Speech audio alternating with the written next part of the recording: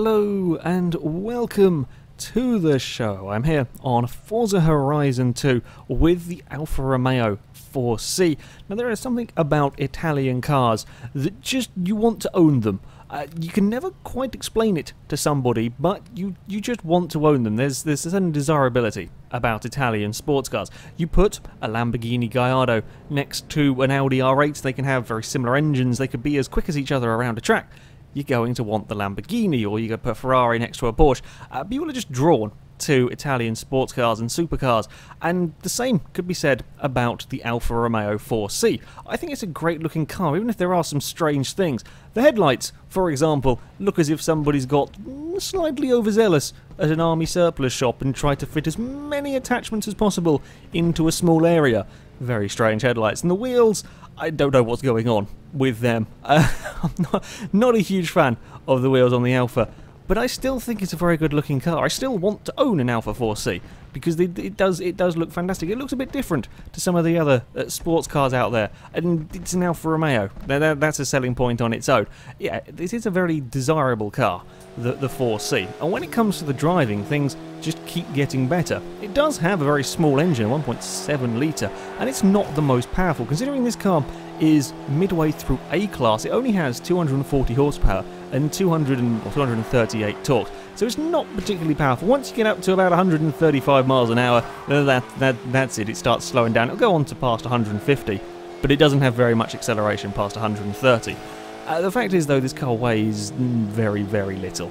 2,072 pounds, and that's it. That's all the Alfa weighs, and that means power to weight ratio is pretty damn good. Acceleration is still very, very fast, and it kind of makes up for the lack of the power. As I said, it's going to run out of top end speed. It's not the fastest car. You wouldn't choose this to be doing a speed run, but it is very quick out of the corners, and because it weighs so little, this is a fantastic car to drive. It really is an absolutely amazing vehicle when it comes to driving around a track. Now, much like when I talked about the Nissan IDX, Horizon 2 doesn't really have tight and twisty enough roads to really fully enjoy the Alfa Romeo. That's why I'm here driving it around around the Citadel circuit, one of a twistier track. Because to have the most fun with this car, you want the twistiest circuit as possible. Because, yeah, it's not got the speed for some of the much longer sweeping roads, but around a track like this, it is absolutely fantastic. There is huge amounts of grip, absolutely loads of grip in the Alfa. You can fly through corners at some quite ridiculous speeds in this car, and it will stay on the road. The back end will step out if you are a real moron, and even then it doesn't really like it. It doesn't really like sliding around this car, which suits me. I love how the way this vehicle drives. Endless grip, and it doesn't really step out of line at any point. The brakes are fantastic. Even if I get things a bit wrong into this hairpin, the brakes are good enough that you can kind of sort it all out. I mean, that's a horrible loads of cars struggle with a hairpin. I think it's the way the road's cambered. If you run a little bit wide, you have problems. But yeah, this is an absolutely fantastic vehicle. You can be brave through corners. You can be flat out all through this opening section across bumps, and it keeps gripping onto the road. I get things a little bit wrong there. My fault that we take out some lampposts. But yeah, it's an absolutely joyous car to drive, and I could mess around with this car, give it some tight, twisty areas, and I would drive this car all the time. The longer, more winding roads, it will struggle with its lack of straight line speed, but it's an incredibly forgiving car. I think it's a car that anybody could pick up and drive pretty damn quickly, because it's got such good brakes, great acceleration out of the corners. Yeah, I really like driving the 4C. It doesn't even cost that much. 67,500 credits. Okay, maybe not the best value for money car on the game. I think the Camaro ZL1, ZL1's 40,000 and would probably go quicker than the Alfa, maybe a Sagaris or something like that. Still a little bit less money, but it's not bad at all for a mid-A class car that drives this well, looks this good, and sounds quite fantastic. It's really not that bad on the value for money front. However, when it comes to two-seat lightweight sports cars, it does have a rather big rival in the shape of the Lotus Exige S. This is a very similar PI to the Alfa Romeo. There's only 6 difference in these two. Slightly in favour of the Lotus. We're going for a rolling start here at this particular track.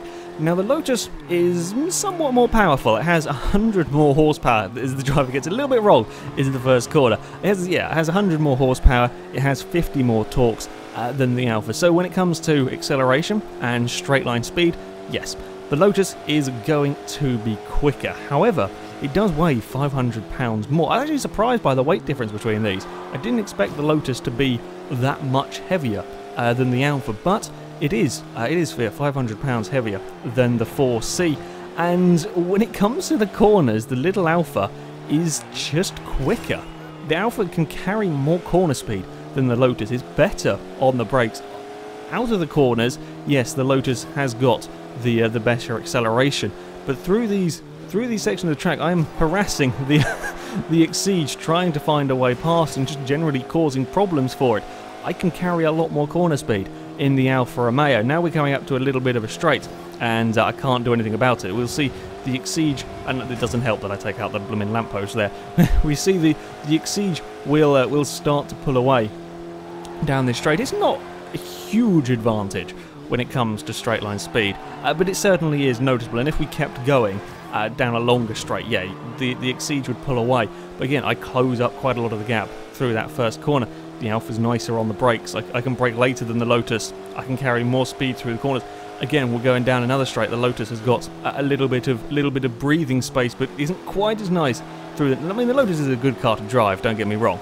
The Lotus is a good car, but the Alfa Romeo is just that little bit better. I can just carry more speed through these twisty corners. Again, all that advantage of the Lotus is gone through a couple of corners. Okay, there's a little bit of lag as I close up through here. Again, a little bit of acceleration. The Lotus pulls away. It's quite difficult to overtake the Lotus, I'll be honest, because I can close up through here, but getting past the corners on this track, quite a lot of them are sort of fairly fast.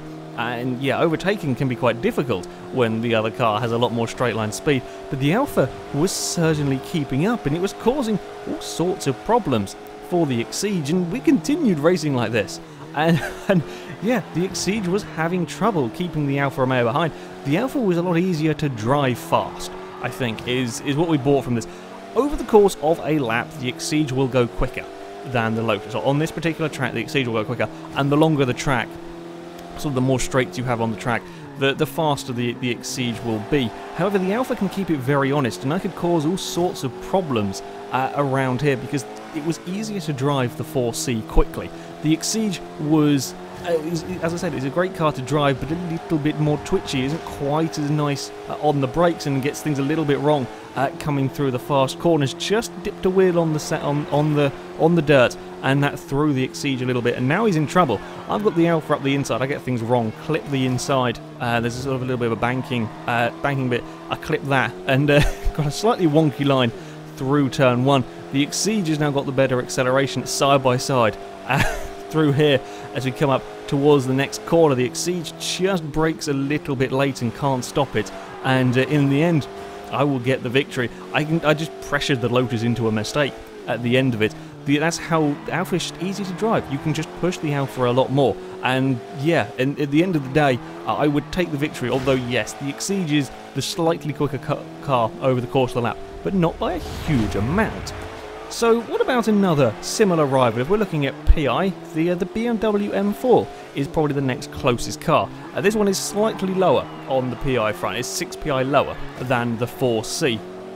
But we thought we'd go and give these pair a race. Now the expectation was, at least when we set off, the Alfa would be the quicker through the corners. There was no doubt about that. It's a much lighter car. However, the BMW has a lot more power, 431 horsepower. So it's nearly 200 horsepower more than the Alfa. I got things a little bit wrong trying to go around the outside. Almost 200 more horsepower, almost 200 more torques. Yes, it does weigh 1,300 pounds more than the Alfa Romeo, but the theory was that the BMW would out-accelerate and pull a huge margin down the straights and make it very difficult. Again, making it difficult for me to overtake, as the BMW would have such a huge margins when it came to the corners. As you can see, that was not really the case. Not only was, of course, the BMW is more of a handful when it comes through the corners. It can't brake anywhere near as late as the Alfa. can't carry anywhere near the same sort of corner speed. When it comes to the straights, the BMW doesn't pull away, like, at all. Off the start line, you saw it was very even between this pair. The BMW will not outdrag the Alfa on this circuit. There's incredibly even straight line speed between these two cars on this circuit. And then, of course, the Alfa is so much faster through the corners. So what we perceived to be the advantage for the BMW wasn't at all. And, of course, it still had all the disadvantages of not having the cornering grip. So the Alfa just continued to hound it the entire way round. Yeah, I would kind of overtake it, stop, fall back behind the BMW, and carry on. It was kind of good fun. If I got in front with the Alfa, I was just gone. The BMW could do nothing about it. I could just be so much quicker through the corners, and then I would have more than enough acceleration to keep up with the BMW. I mean, we're equal up here. I get things a little bit wrong and clip the lamppost there, and that loses me a little bit of speed. So yeah, the BMW is pulling away a little bit on this lap, but really, I think the BMW was topping out at 133 miles an hour in a straight, and I could do about 132 in the Alfa. There is no straight line speed advantage in the BMW, despite having so much more power and so much more torque. On this track, there is no, and again, down this next section, I just pressure the BMW into mistake, into this next corner, and I can soar past, and then I can vanish off up the road. Yeah, I was very surprised by the BMW's lack of straight line speed, shall we say. I get a bit of a slide. I think it was the first time I really slid the car that much in this race, and that involved bouncing off a small hill. Yeah, did not expect the Alfa Romeo to be so quick when it came to the straight line speed in comparison, which got me thinking, what about a drag race between these three cars? So we went to the airfield to give them a go. Now, on the first run, the Lotus gets a bit of a poor start. The Lotus gets a poor launch on this first one. I think this is a mile-long drag race. I'm not sure. It doesn't tell you the distance. It could be more than a mile. I don't know. I'm not sure how long it is. It's a fairly sizable drag race, though. And on this particular occasion, yeah, the Lotus was slow off the line, and the Alfa is out in front. Then comes the power of the Lotus. The Lotus draws alongside and soon goes past the Alfa Romeo. Still, the BMW hasn't caught up. Still, BMW's not caught up. We're at 150 now. The BMW starts to catch. I still get second place, though. The BMW didn't catch me in the entire, I'm going to say it's a mile drag race down here. That's not what we expected from the, I would not have thought, I mean, over a quarter of a mile, yes, maybe the Alfa would be quicker because it is so much lighter. It's my turn to have a slightly wonky start on this one, just miss a couple of gears. Lotus gets a much better launch, and sure enough, the Lotus is vanished. But I'm not surprised, Lotus versus Alfa, a lot more power in the Lotus. Yeah, I'm not particularly surprised by that one. But even this one, with my dodgy launch, still, the BMW hasn't caught. It still has to get to about 130 before the BMW start catching me, and even then it's very slowly that it starts catching me. The Lotus takes the victory by a mile, and the BMW does get me this time round. Yeah, that's not at all the expectation on there. The M4 is really not as quick accelerating or in a straight line as I expected. So, as far as it goes with the Alfa 4C, is this a fantastic car? Yes. Pretty much. There is very little wrong with it.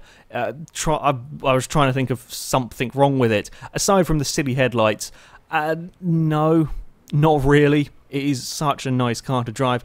Yes, there is a lack of straight line speed in the car, just because it doesn't have the power. You put 400 horsepower in one of these, and provided you can keep the balance all the same, it would possibly be one of the best cars ever made. It is, as it is, it's just huge amounts of fun to drive. Some of the roads in Horizon 2 are perhaps a little open for the 4C. The tighter and twistier the road, the more you're going to enjoy this car. It is great fun to throw around a track, and it will out-accelerate a BMW M4 when it comes to a drag race. Yet the little lightweight Alfa is fantastic. I would highly recommend you give this car a go. I didn't drive it for quite some time after the DLC was released with this car, and I regret it now because it's quite frankly an absolutely amazing vehicle. So yeah, go and give the 4C a drive. Yeah, it's fantastic fun. You will love it. However, that is it from me. So thank you very much for watching, and until next time, goodbye.